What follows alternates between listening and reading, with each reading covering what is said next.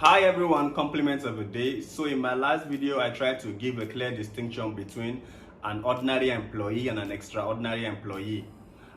Today, I want to take the discussion a step further into telling you 5 steps to move from ordinary to extraordinary, 5 steps to move from average to exceptional, either as an employee or as a business owner.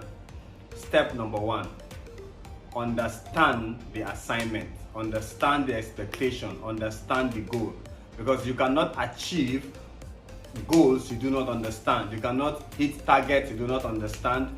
You cannot meet expectations or even exceed expectations that you do not understand. So as an employee, as a business owner, the first step is to clearly define what the goals are, what the expectations are, what the objectives are, what the targets are. This is very key.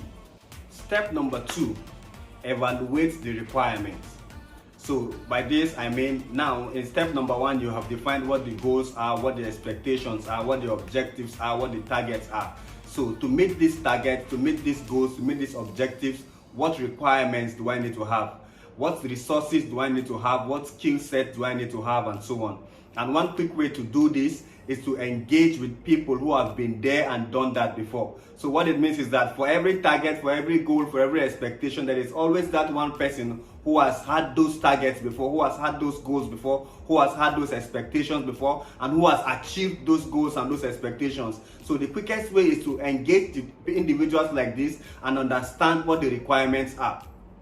Step number 3, after understanding the requirements, the next level is to assess your capabilities. So as an employee, as a business owner, I have now defined what the expectations are, what the goals are. I've now defined what the requirements are. Do I have these requirements? Do I possess these resources? Do I have this skill set? This is very key.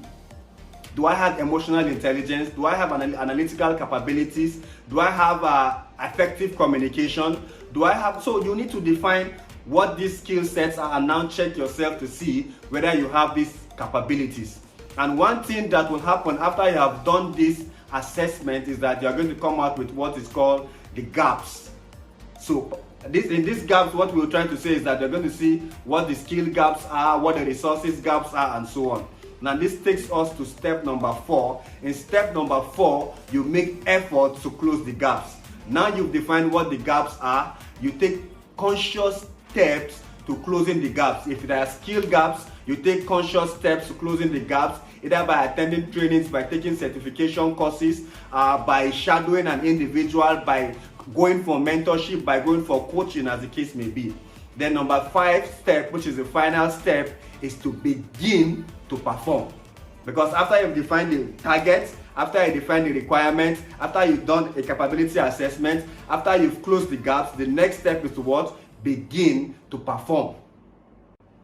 For more engaging content like this, please like and subscribe to our YouTube channel, Gado Titus.